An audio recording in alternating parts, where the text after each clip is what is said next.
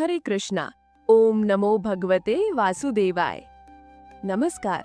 આપ સૌનું ફરી એકવાર ભક્તિની વાતો ચેનલમાં સ્વાગત છે. આપ સૌને મોક્ષદા એકાદશીની હાર્દિક શુભકામનાઓ.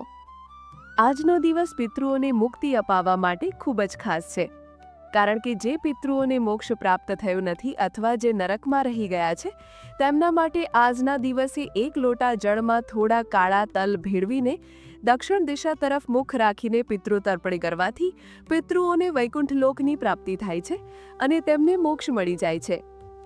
માર્ગશીર્ષ મહિનાના શુક્લ પક્ષની એકાદશીને મોક્ષદા એકાદશી કહેવામાં આવે છે અને આ જ દિવસે ભગવાન શ્રી કૃષ્ણએ કુરુક્ષેત્રના મેદાનમાં અર્જુનને ભગવદ્ ગીતાનો ઉપદેશ આપ્યો હતો. તેથી આ દિવસે ગીતા જયંતિ પણ મનાવવામાં આવે છે.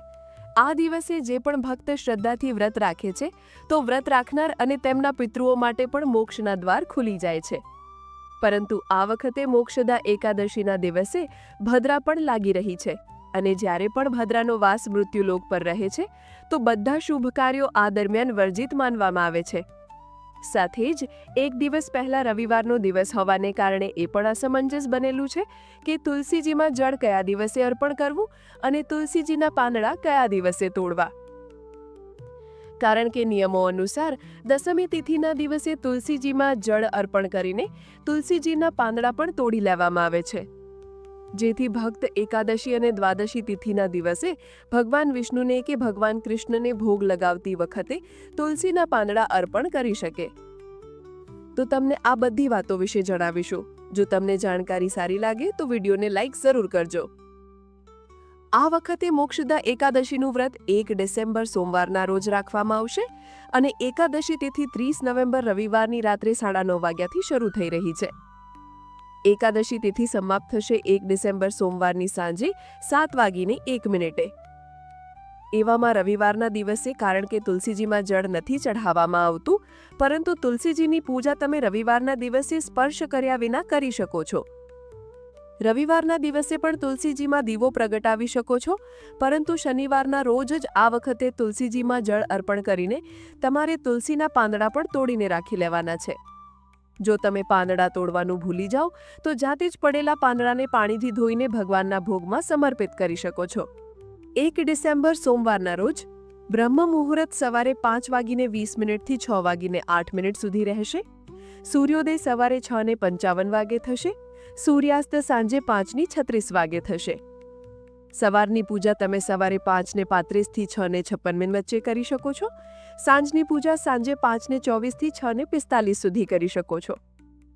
અને આ દિવસે ભદ્રા સવારે 8:30 વાગ્યાથી જ શરૂ થઈ જશે અને ભદ્રકાળની સમાપ્તિ સાંજે 7:01 થશે. ધ્યાન રાખજો, ભદ્રાનો વાસ મૃત્યુલોકમાં રહેશે. તો જે પણ તમે શુભ કામ કરવા માંગો છો તે આ દિવસે તમે ભદ્રકાળ શરૂ થતા પહેલા કરી શકો છો અથવા પછી ભદ્રાની સમાપ્તિ પછી કરી શકો છો. અને આ દિવસે રાહુકાળ સવારે 7:30 થી 9 વાગ્યા સુધી રહેશે, જે સમયે તમે રાહુકેતુ ગ્રહ સંબંધિત દાન આપી શકો છો. દ્વાદશી તિથિ 1 ડિસેમ્બર સોમવારની સાંજે 7:02 થી શરૂ થશે અને જેની સમાપ્તિ 2 ડિસેમ્બર મંગળવારની બપોરે 3:57 થશે. દ્વાદશી તિથિ એટલે કે વ્રત પારણવાળા દિવસે 2 ડિસેમ્બર મંગળવારના રોજ બ્રહ્મ મુહૂર્ત સવારે 5:20 થી 6:08 વાગ્યા સુધી રહેશે. સૂર્યોદય સવારે 6:56 વાગે થશે. સૂર્યાસ્ત સાંજે 5:33 વાગે થશે. સવારની પૂજા તમે સવારે 5:36 થી 6:57 વચ્ચે કરી શકો છો. સાંજની પૂજા સાંજે 5:24 થી 6:45 સુધી કરી શકો છો. અને આ દિવસે શિવવાસ કૈલાસ પર રહેવાનો છે. રાહુકાળ બપોરે 3 થી 4:30 વાગ્યા સુધી રહેશે. હરિવાસરનો સમય જે દ્વાદશી તિથિ લાગતા જ શરૂ થઈ જાય છે, આ વખતે 1 ડિસેમ્બર સોમવારની રાત્રે 12 વાગ્યા સુધી સમાપ્ત થશે. અને આ વખતે એકાદશી વ્રત પારણનો શુભ મુહૂર્ત રહેશે 2 ડિસેમ્બર મંગળવારના રોજ સવારે 6:57 થી 9:03 વાગ્યા સુધી. એકાદશી વ્રત રાખનારા ભક્તોએ દશમી તિથિના દિવસે સૂર્યાસ્ત પહેલા સુધી સાત્વિક ભોજન કરવું જોઈએ અને એકાદશીના દિવસે સવારે વહેલા ઉઠીને સ્નાન કરીને ભગવાન વિષ્ણુ અને ભગવાન કૃષ્ણની પૂજા કરીને વ્રતનો સંકલ્પ લેવો જોઈએ અને ઓમ નમો ભગવતે વાસુદેવાય અથવા હરે કૃષ્ણ મંત્રનો યથાશક્તિ જાપ કરવો જોઈએ. કારણ કે આ દિવસે ગીતા જયંતિ પણ છે, તેથી શ્રીમદ ભગવદ્ ગીતાનો પાઠ જરૂર કરો અને સંભવ હોય તો ભગવદ્ ગીતાની પુસ્તક પણ દાનમાં આપો. એકાદશીની રાત્રે જાગરણ, ભજન, કીર્તન કરો અને દ્વાદશી તિથિના દિવસે સૂર્યોદય પછી જ વ્રતનું પારણ કરો. વ્રત પારણ કરતા પહેલા ભગવાનને ભોગ લગાવો, જેમાં તુલસીના પાંદડા અવશ્ય હોય, અને નિર્ધારિત મુહૂર્તની અંદર જ વ્રતનું પારણ કરો. આ દિવસે તમે તમારી ક્ષમતા અનુસાર દાન દક્ષિણા પણ અવશ્ય આપો. જય શ્રી કૃષ્ણ.